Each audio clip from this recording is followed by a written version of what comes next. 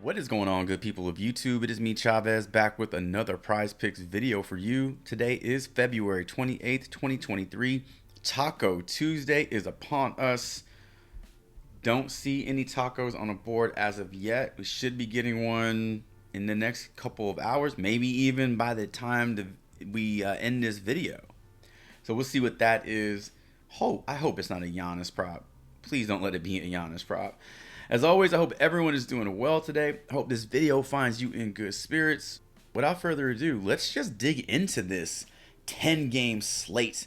Let's head on over to the Golden State Warriors game, and let's talk a little bit about Mr. Jordan Poole. All right, as we head on over to props.cash, we'll pull up Jordan Poole's game log here, and I'll share with you what I like about this. Number one, yes, he has had success versus the Portland Trailblazers this season. But for me, what I look at above that is this little slump. And I look at, is this something that happens, all the time? Is this something that we expect from Jordan Poole? The answer is no. And so, yeah, he's definitely in a shooting slump. But the thing about player props, and we've talked about this before in previous videos, is what comes down or what goes down eventually must come back up. And so when I look at this shooting slump and say, wow, this guy hasn't even scored 20 points in the last 3 games, what does his shot attempts look like? What do they look like? In 2 of those last 3 games, he didn't even shoot 15 times. The last game against Minnesota, he just had a really bad game, got into foul trouble. It's going to happen. And so when I look at the landscape of his game log here, I see a lot of things to like, 20 plus shot attempts in a lot of these games, very efficient shooting in a lot of these games. These games are just bad games for him. It's not going to keep going. And another thing to be optimistic about is he still is getting to the line in those games where he's struggling. So if he continues to get to the line and his shots start to fall from the field and his 3-point attempts start to fall again, then you're looking at a 30-point performance from Jordan Poole today. I do like the fact that Draymond is back. I just feel like with Draymond in the lineup, the offense flows better. And it's one person to get the ball to Jordan Poole. There's nobody on this team that can facilitate to Jordan Poole. At least no one on the team that can do it like Draymond Green. So if Draymond Green's healthy in the lineup, I like that for Jordan Poole. And it makes me like the over on his 23.5 point prop. If we can get it at 23.5, what if it fell to 22? It'll probably open up at 24 or 24.5. But I still like it at 24.5. Next prop, I want to head on over to the Raptors Bulls game and talk about Jakob Poeltl. And I like the points here, rebounds. I like, honestly, pretty much everything for this dude today. And I don't want to be reckless with these picks, but I want to share with you why I like them so much. And then you can make your own decision on this dude. So let's head on over to props.cash and we can get a better look into what he's been able to do over his last 5 and 10 games. A lot of those, all those 5 games have been with the Raptors. And then I think half of those games have been with the Raptors. So the other half were with the Spurs. So doing some quick math here, I pulled up some numbers, and this is what Jakob Poeltl has done in his 6 games with the Raptors. Played an average of 27 minutes. He's scored 13 points per game, 9.8 rebounds, 2.3 assists, and 3.8 blocks and steals. So when you add up the points, rebounds, and assists, and we round that up to 10 rebounds, that's 23, that's 25 PRA over 27 minutes. So he's right under 1 PRA per minute. So if Jakob Poeltl plays 27 minutes and he's giving you, did that backwards, 0.93 PRA per minute, and that's with him playing 27 minutes. So let's say Jakob Poeltl today plays 30 minutes. He's going to get us 27.9 PRA, close to 30 PRA. Currently, his PRA prop is 23.5. Now, I like the over on his fantasy points as well because you heard me say 3.8 blocks and steals. So that's an additional 9 to 10 points per game. And when you factor that into what he's doing on the boards, he's almost averaging a double-double with points and rebounds. You're going to get roughly 38 fantasy points, over the course of those 6 games. And let's check it out, because something I like to figure out is how many fantasy points per minute is a player going to score. And so we're getting 37.8 fantasy points per minute divided by his 27. That's 1.4 fantasy points per minute. That's incredible. Now, is that something he could sustain for the rest of the year? Probably, but I would say it would maybe regress a little bit to maybe 1.2 fantasy points a minute, which is still really good. And so if we can get this production from him, 8 out of 10 games kind of thing, then it's a really, really high floor type of play for Jakob Poeltl. Not very risky in my opinion. So like the over on these two. And then if you just wanted to go, with one of these two, I like the over on his points and rebounds. But I feel like if you like these two, just go ahead and play his points, rebounds, and assists. 12, 9, he needs 21. He needs 24 points, rebounds, and assists here. So that is what I like for Jakob Poeltl. I think he's in a good spot today versus the Chicago Bulls, and I look for him to continue his high level of play. Last player I want to talk about in terms of over on props is Jordan Vanderbilt. Oh my God, I did it again. Jared Vanderbilt. I don't know why I keep calling this dude Jordan Vanderbilt. Maybe because I'm looking at the Jordan logo there. I don't know. Jared Vanderbilt, over points, over PRA, and over fantasy points. I like the over on all 3 of these. Now, his points got bumped up from 8.5 to 9.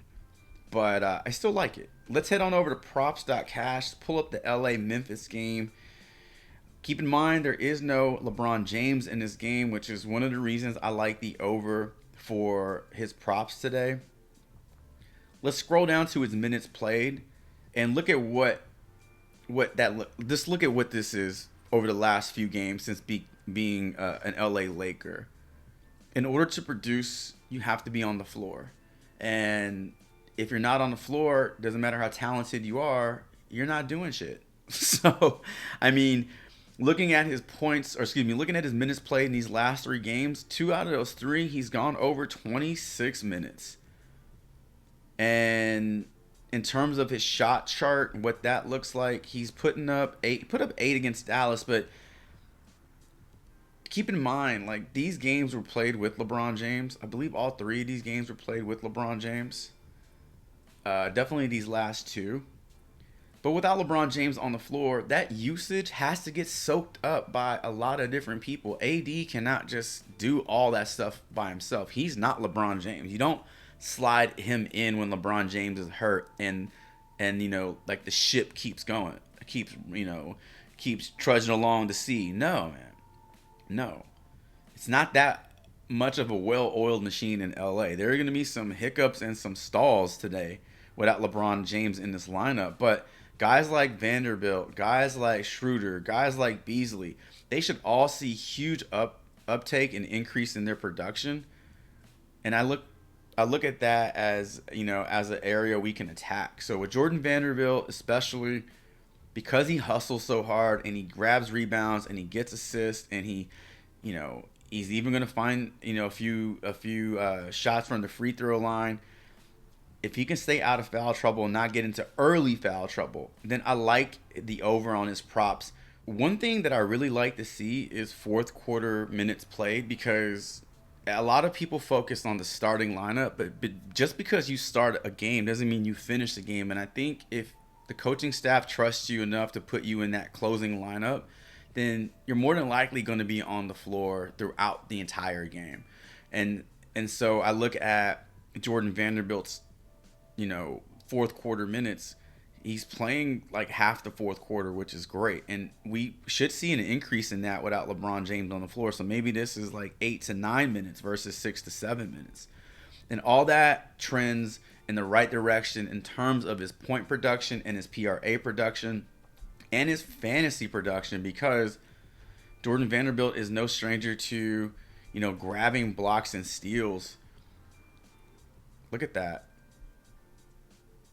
I mean, all that looks great to me. Pulling up his game log, we can see since becoming an LA Laker, he really hasn't gotten that one game where he just like balled out. Now the game against Dallas was a good glimpse into what he can do. If he can do that in 27 minutes, he gets 30 plus minutes today. I mean, we could be looking at probably, I don't expect 17 rebounds from him, to be honest with you, but like closer to 20 points and 12 rebounds, something like that. I just feel like this is a great game environment for Jordan Vanderbilt, and I want to jump on the overs for these three props for him.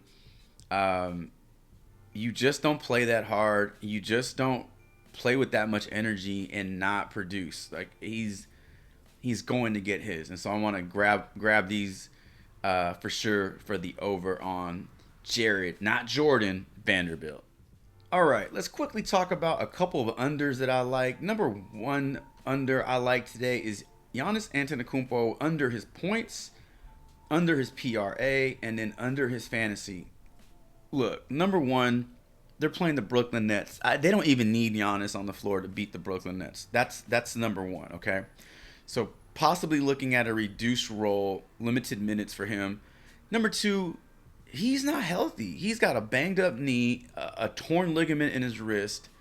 I don't really know what you should be expecting from that guy, but he has the talent around him for him to come out and not be a major contributor to this game, and they win.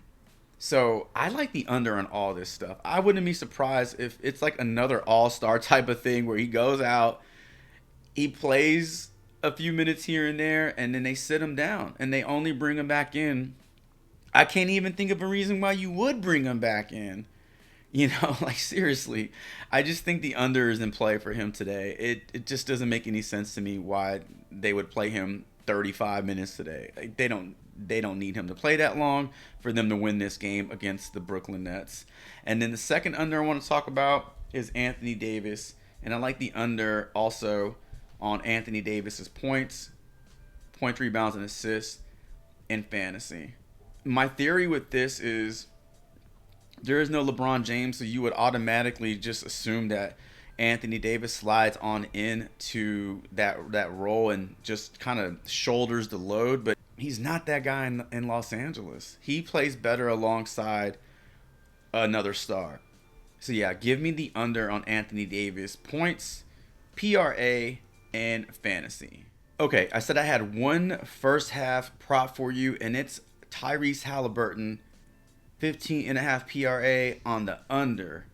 So I read a while back that Tyrese Halliburton goes under his first half props a lot, and he's a slow starter.